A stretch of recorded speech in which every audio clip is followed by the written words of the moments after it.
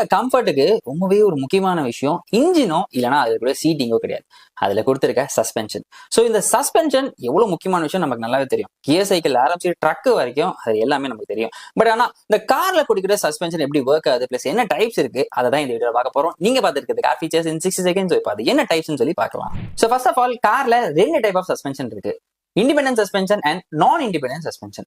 So இந்த independent suspension அப்படின்னு பார்க்கும்போது தனியா அந்த டயருக்கு அந்த ஒரு சஸ்பென்ஷன் கொடுத்திருப்பாங்க.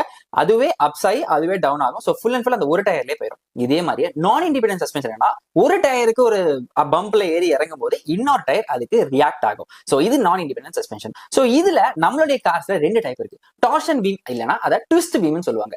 இன்னொன்னு என்ன அப்படின்னு பாத்தீங்கன்னா மல்டிலிங்க் சஸ்பென்ஷன். ஸோ இதுதான் நம்மளோட ரெண்டு type of suspension rear wheel கொடுக்குறது. ஸோ இந்த டார்ஷன் பீம் வந்து இந்த பலினோ, i20, அமேஸ், கிரெட்டா இந்த மாதிரி கார்ஸ்ல யூஸ் பண்றாங்க.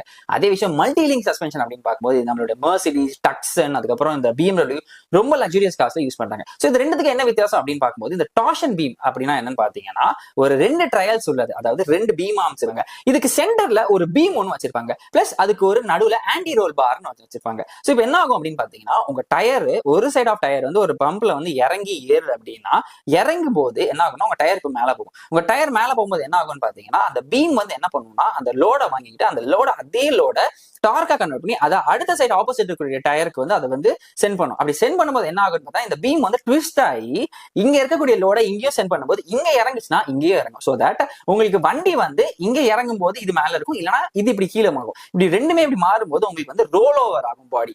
அதுக்கு பதிலா ரெண்டுமே மேல போச்சு அப்படின்னா வண்டி கீழே இறங்கி இப்படி ஏறும். ஸோ அப்படி ஏறும்போது உங்களுக்கு வந்து இன்னும் கொஞ்சம் கம்ஃபர்ட் ஆகும், பாடி ரோல் ஓவர் ஆகாது. ஸோ இது டார்ஷன் பீம்.